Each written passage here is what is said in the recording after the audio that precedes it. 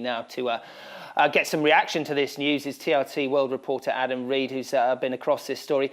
Surprising news, considering also that 200 he just got the other day. Absolutely. I mean, he's back in the run, so he actually said himself that it was more of a coincidence that he got runs in this particular match as well. But retiring halfway through a test series, quitting halfway through a test series is an unusual thing. Graham Swan retired during the last Ashes series in Australia for England.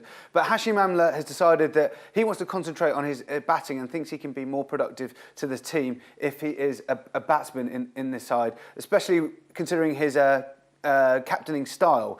He took over from Graham Smith, who was a brilliant captain for South Africa for so many years. And Amla doesn't think with such a young side that he can do such a good job. I mean, his record as captain and as not as captain, I mean, it's negligible, to be honest, because, yes, he does, we'll be able to see here that he's got a very similar batting average as well, just not a lot in it at all over his time as a test player. Yes, there's a huge difference in terms of his best score, but at the same time, a double 100 is nothing to be sniffed at compared to 300 odd as well.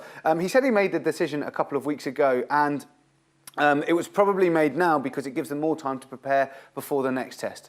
And what about the man who's going to fill his boots as skipper then? I mean, it's not exactly a novice that's going to come in to replace him. AB de Villiers himself, an established and a brilliant batsman, always been there in the South African team in all forms of the game. He's already the one-day captain, and he had such a destructive year last year with the bat.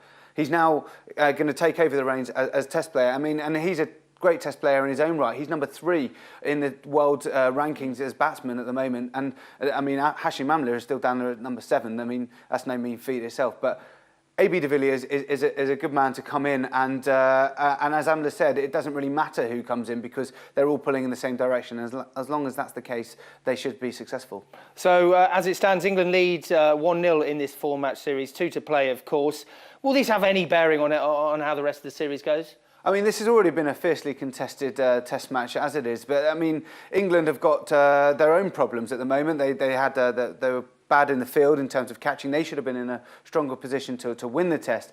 And in terms of where this news really fits into their grand scheme of things, they've got to concentrate on their own thing as well. And it could actually be beneficial to South Africa that Amla has now has relinquished the reins, therefore freeing him up as a batsman, therefore he could go on and score lots more runs. But as far as England are concerned, they're pretty relaxed. And after the match, their coach, Trevor Bayliss, he had this to say, and he didn't really have too much to worry about. I don't think so, not with someone like Hashim and who is his replacement anyway. AB. Won't be any problems at all, I wouldn't have thought. De Villiers is obviously a guy with a lot of experience, has done the job before. I can't see too much of a problem at all. Yeah, Trevor Bayliss there. Adam Reed, many thanks for bringing us up today.